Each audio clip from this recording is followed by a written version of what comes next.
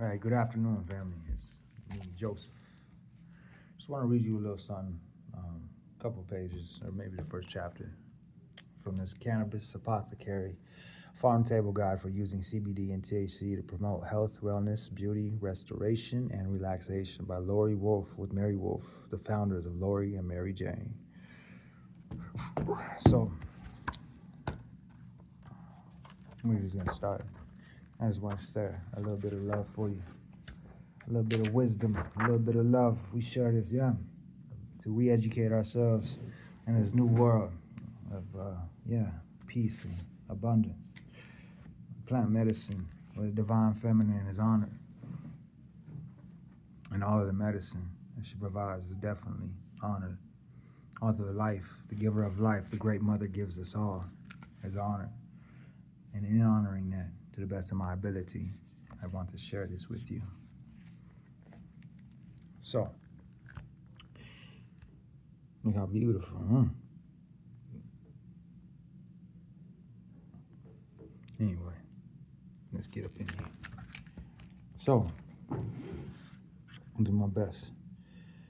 Introduction: Cannabis as a way of life. Almost 50 years ago, my then college-age brother and I returned to our family apartment to find our mother semi-sobbing. She had attended back-to-school night at my high school and discovered that all but one person in my class was a pot smoker.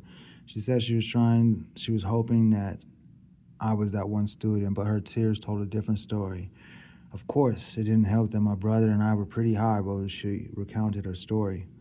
We tried to tell her not to worry, but we couldn't stop laughing, and I'm not sure how convincingly we made our case. The truth was we were fine, and so was cannabis.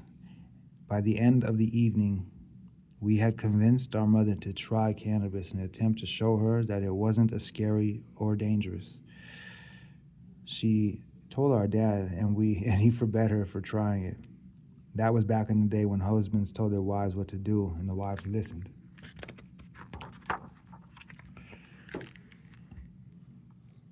And so now it says, excuse me. Wow, how things have changed. Cannabis, both with THC or tetrahydrocannabinol and without, is a part of our lives with many of my friends and, of course, my most esteemed colleagues. CBD, or cannabidiol, now federally legal, is sweeping the nation, and in the states with recreational cannabis laws on the books, there has been a huge upswing in cannabis-centered destination tourism. Cannabis lifestyle shops are opening around the country, offering customers the tools they need to throw cannabis dinner parties and to make their own infused beauty and wellness products. A steady stream of new CBD products is flooding the marketplace, helping people alleviate various aches and pains and improving their sex lives. Cannabis and cannabis byproducts have come to play a huge role in the worlds of health, fitness, beauty, and wellness. Even high-end department stores like Barney's are getting in on the action. The location in Beverly Hills now includes cannabis lifestyle shops that sell, among other things, a $500 gold leaf pipe. Cannabis is officially big business, though personally I prefer an old-fashioned corncob pipe, and that's just me.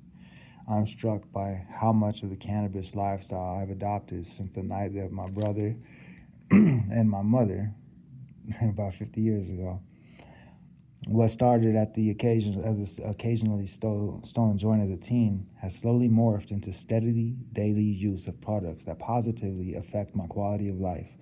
These pot-infused products include edibles, topical ointments, and lotions, and pain patches to go along with regular chair massages at my favorite wellness spa in Portland. My hair gets coconut-infused CBD treatment every 2 weeks, and my husband microdoses for grumpiness reduction with tremendous results. And even my elderly dog takes CBD for the aging issues. Cannabis helps me manage both epilepsy and pretty severe depression, allowing me some relief from the potent medications that often carry unpleasant side effects, which I'll get into a bit later. My business partner and daughter-in-law, Mary, loves to take CBD baths and starts each day with CBD-infused granola. My son, Nick, enjoys a pre-roll while playing video games, including games on a virtual reality console, which is beyond wild when under the influence. Family that heals together stays together, huh? They build together, yeah. Family that heals together. And that's why I'm choosing this family, Mother Earth, and all of those galactic family spirit.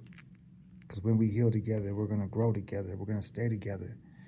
I don't want to be hurt, and I don't want to hurt this earth anymore.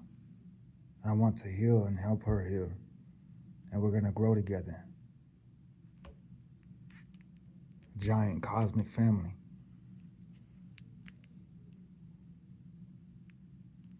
As the nation moves closer to a fully legality of marijuana, I've noticed a growing curiosity from people who are previously expressed no interest in cannabis. As the stigma surrounding pot recedes, people who once disapproved of the world of marijuana are flooding the market in search of new, interesting, and sometimes life-saving ways to enjoy the particular plant. Nowadays, there are delivery services that will bring cannabis products right to your door. Here in Portland, a company called Greenbox allows you to curate your order online, choosing whatever cannabis loving heart desires and delivering your goodies, quite possibly on the same day.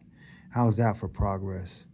The newfound interest in growing service economy that is forming to meet the needs of new customers has resulted in exciting new trends in the world of marijuana. Wine tasting parties are being replaced by cannabis dinners. Older folks with age-related issues are discovering ways to alleviate their symptoms through pot. And perhaps the most promisingly, some studies have shown that marijuana provides a safe, non-habit forming way for people suffering from opioid addiction to kick the habit. This book will introduce you to the new and exciting things happening in the world of marijuana and will cover all aspects of the cannabis plant, as well as various recreational and medicinal uses. Whether you're a pro looking for new ways to enjoy your favorite pastime, or a newbie looking for advice on how to manage a chronic health condition in a natural way, we've got you covered. Come join us and we'll explore this miraculous plant. Cannabis, past and present.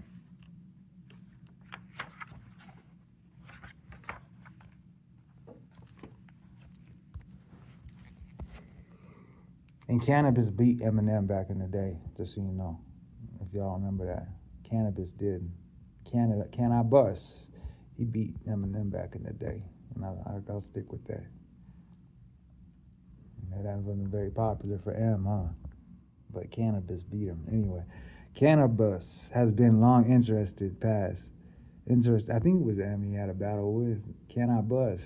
Anyway, Cannabis has an interesting past. And the earliest record of the plant comes from roughly 12,000 years ago. A Neolithic cave painting found in Kyushu, Japan, depicts tall stalks with hemp-shaped leaves featured alongside impressively dressed people, horses, and crashing waves. Dried cannabis seeds have also reportedly been found in excavations of ancient ruins of the tiny island of Okinoshima off the coast of Kyushu. More recently, archaeologists found proof of the use of cannabis flower in China's Gobi Desert. Excavations done in the 1900s turned up evidence of an ancient mass burial site from roughly 2,700 years ago. The discovery of 2,000 ancient tombs also memorably turned up a larger leather basket full of ancient weed. Does it age like wine? Does it age like wine? Anyway, these ancient peoples were willing to drop a pound of pot into a grave serves as a pretty strong indicator that cannabis has been a plentiful and important in their primitive society, which Mr. David Casseret notes in a book, Stoned, A Doctor's Case for Medical Marijuana, tests done by neurologist and cannabis researcher Dr. Ethan Russo and his team revealed sorry. Gotta put it down. Has revealed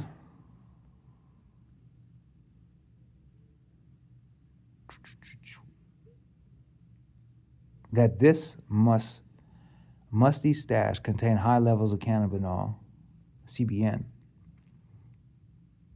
a cannabinoid that is produced over time as THC breaks down. This new information led archaeologists to determine that the ancient weed was extremely high in THC. In all likelihood, our ancestors indeed used cannabis for medical and or spiritual purposes. Cannabis seeds, or ashins, have been documented in Chinese medicine for about around 1800 years. That's a long time. Sorry, I'm trying to get this to focus. To this day, seeds are listed in the Chinese pharmacopoeia for use as a laxative. Cannabis seeds have also been found inside Siberian burial mounds that date back to 3000 BC. Two men who are given credit for introducing cannabis to the West are the Portuguese botanist and physician Garcia de Horta and Irish doctor William Brooke O'Shaughnessy. De Horta sailed to Goa in the 1530s to serve as a physician to the Portuguese viceroy to the Indies. While in India, he came into contact with the cannabis drink known as bhang. In a book published in 1563, De Horta described his experiences with this strange new elixir. The Indians get no usefulness from this bhang unless it is in fact that they become ravished by ecstasy and delivered from all worries and cares and laugh at the littlest thing. O'Shaughnessy discovered cannabis while in India as well, but in his case, he saw it as an extensively used in medicine, particularly in combating seizures, rheumatism, and spasm caused by tetanus. On his return to England, he published a paper in his provincial medical journal in retrospect of the medical sciences, attesting to the plant's efficacy for tetanus and other convulsive diseases, including rabies and cholera.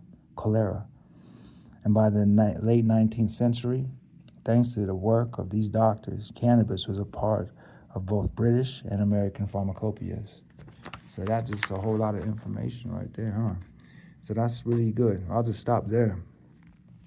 And just want to say there's a lot there that I wasn't taught. And I think it's important to understand that even, anyway, it's just important to educate ourselves. And I just would think it's important to share it. If there was a beautiful woman here, then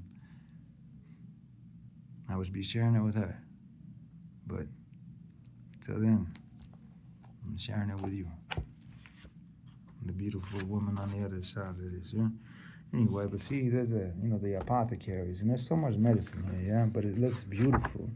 It looks elegant. It looks sexy. It's not a drug. And that's the thing. It's like, slow down, connect with this earth. Be there's so much good and like opportunity. Look at that.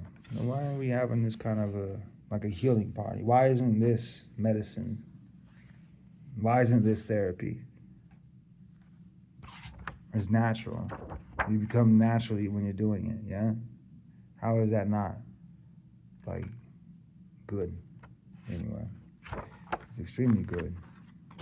It's just how we've been taught wrong. So I just would like to bring it to myself, I guess. I know other people are already doing it, but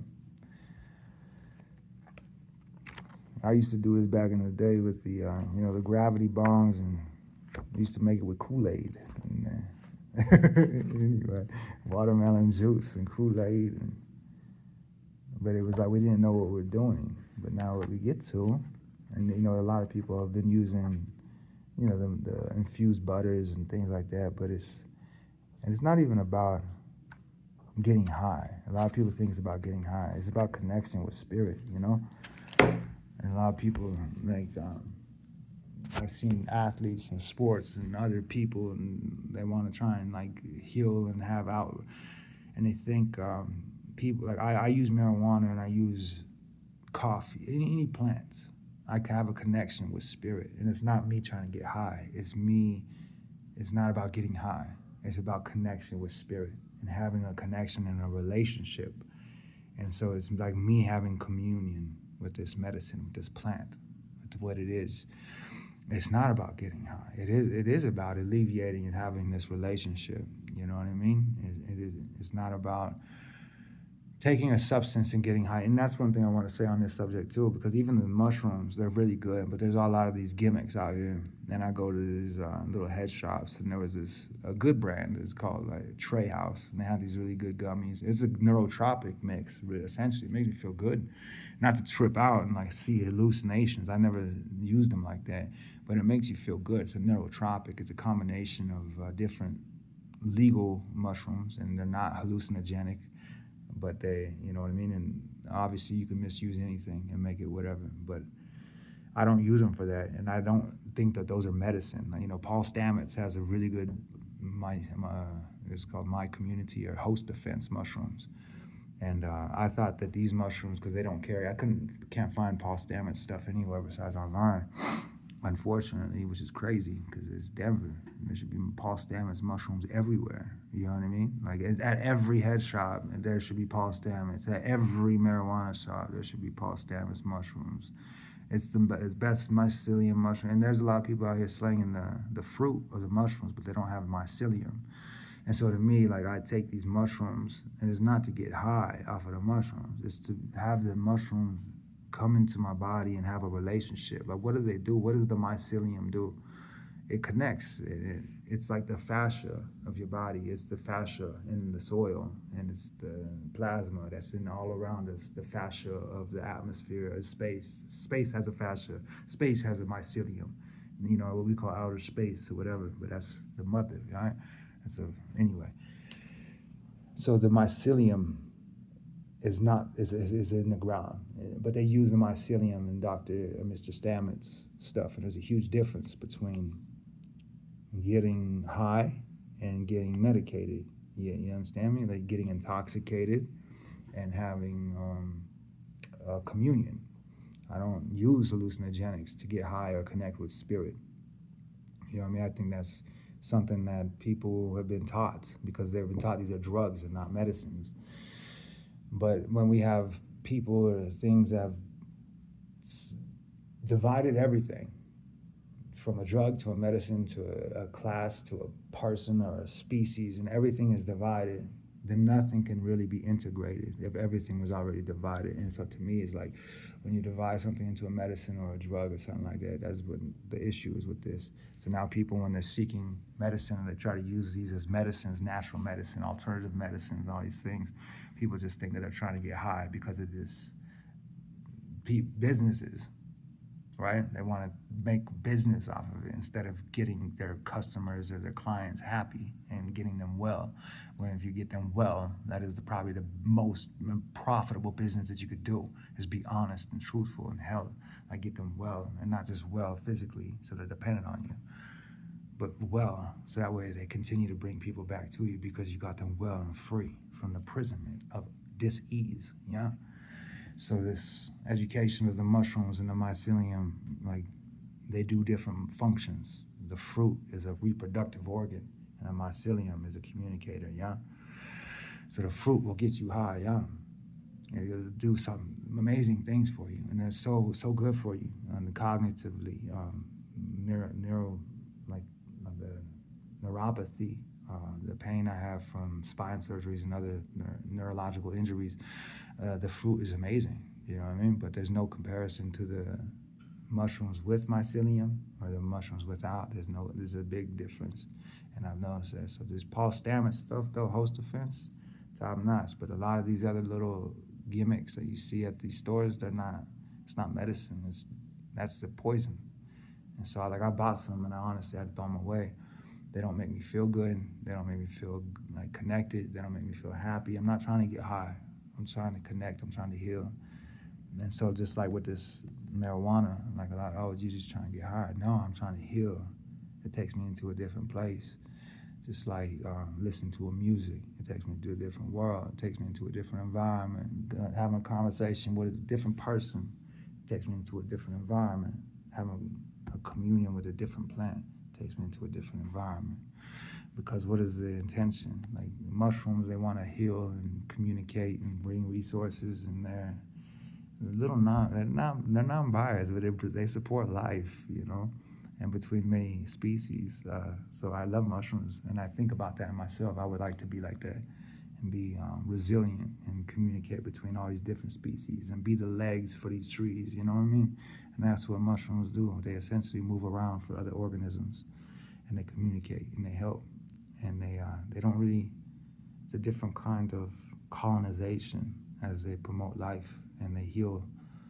And I think it's important to be like that. If I'm going to be a colonizer, I would like to be a peaceful, mushroom kind of colonizer and support life and heal those things that were broken, So, and even back in the day, I was using, I thought mushrooms would be good they use them on oil spills, yeah, and I thought, what about burn scars? You could put oyster mushrooms on there and to heal up the burn scars pretty good. I was on a fire crew, and I remember after burn scars, there's flash floods, and I think that's important to, you could utilize these to help regenerate the soil quicker anyway, and I think they're starting to do that with these oyster mushrooms, which is cool.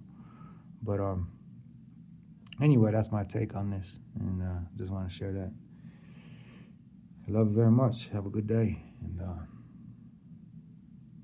yeah, do something that you love today. Yeah, read something, share some love, and even if you gotta record it and read it to yourself, maybe you'll watch it again later on in life. Love you very much. Have a good day.